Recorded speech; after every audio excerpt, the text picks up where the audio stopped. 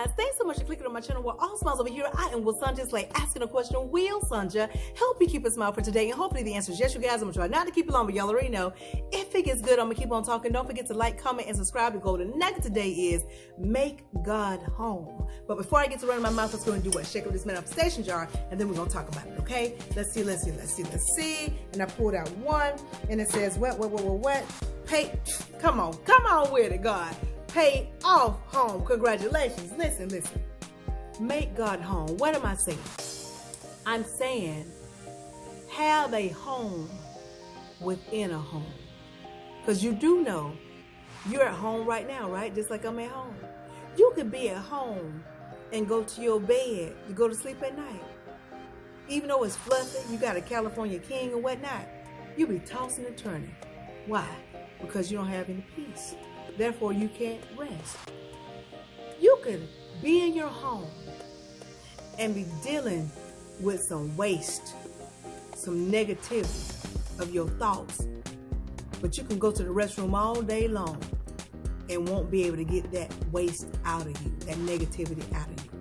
You could be in your home and be hungry. Go to your kitchen and look in the refrigerator and say, what do I want? What's in here? I don't want that. Well, I had that, but I'm still not satisfied. What do I want? And you close it, and you come back again. Why? Because you're still hungry. No matter what you're eating in your kitchen, you're still hungry. You get what I'm saying? Now, you could be in your home, and you could be afraid. Your alarm system is there. It's set. But you're still shaking, you're still scared, you're still fearful of something. But their alarm system can't protect you from that fear that you're having right now, right? Exactly. Let me tell you something. When you make God home, then your physical home get into alignment. It gets into alignment. Which means what? When you make God your home, which means what? You get in a line and connected. Telling God to lead God, lead. I'm following you. It's all you, right? You're surrendering, in other words, right? And so when you do that, you gain peace of mind. And then when you get peace of mind, then you can go to your physical world, right? Your physical home, in other words. Go to your bedroom, get in the bed, and sleep like a baby. Why? Because you got the peace from the home within your home that's allowing you to sleep in your bed at night like a baby. You get what I'm saying? When you have allowed God to be your home, negative thoughts won't be able to stay. Why? Because you're saying, God, it's a negative thought going on in my head. God say, go and use the restroom. Let's go and clean that out you. And so when God cleans that out you, which means what? God is leading, therefore the negative thoughts can't stay. Then what? You can be in your home and not have to deal with negative thoughts. Why? Because God is allowing you to do what? To use his restroom, which means what? He's getting rid of any type of waste that does not belong in the home. Therefore, it's going to transfer over to the physical home. So you ain't going to be dealing with no unnecessary drama. Y'all get what I'm saying? You can be hungry, okay? You say, God, I'm so hungry. He said, okay, let me get in here and whip you some up to eat. You know when they use the word whip you some up to eat, that means they can really cook.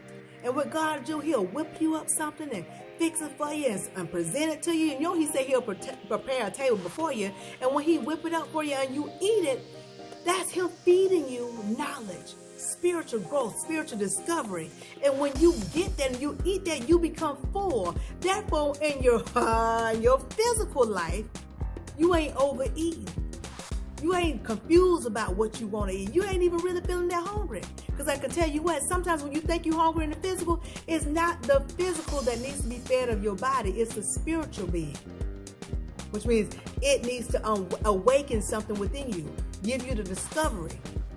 Help you to understand what's inside of you. That's what the hunger is. Not that your physical body needs to eat.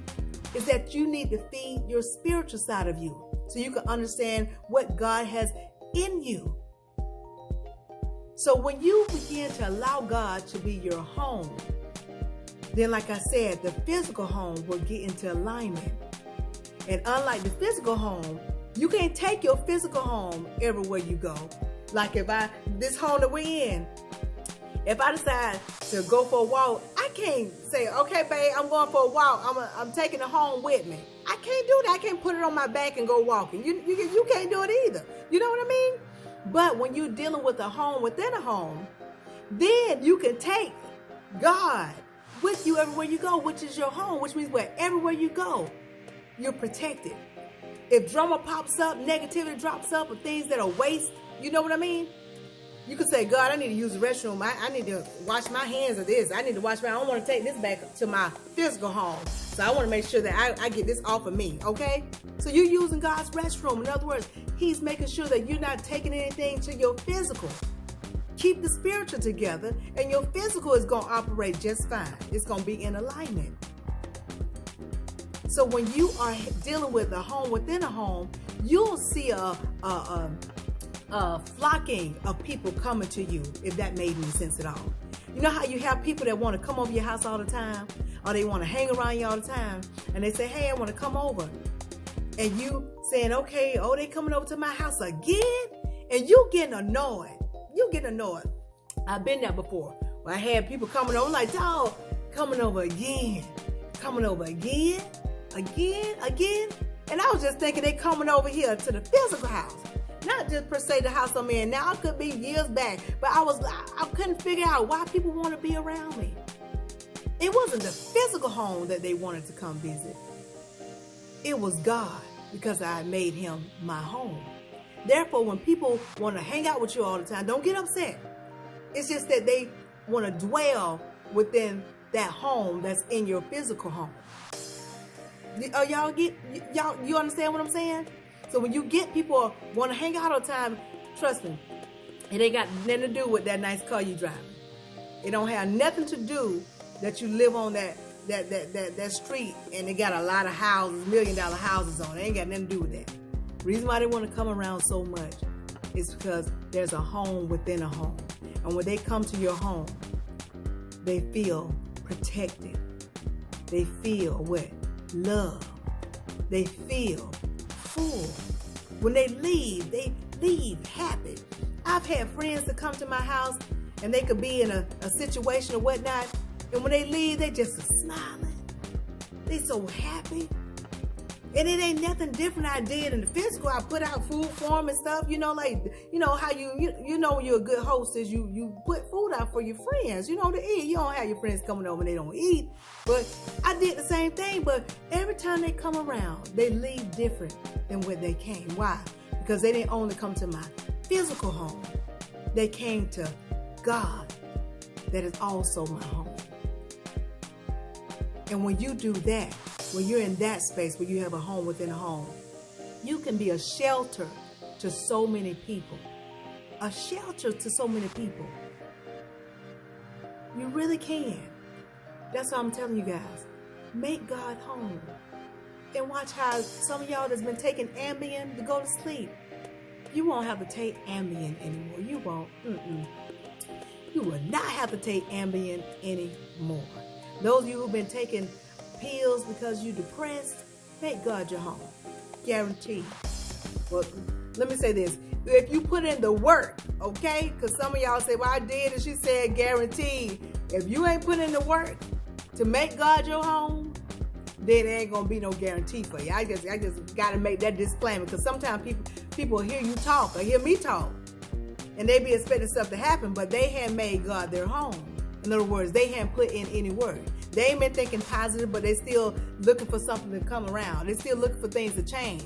But they ain't putting in the work to make God the leader. Making God home for them.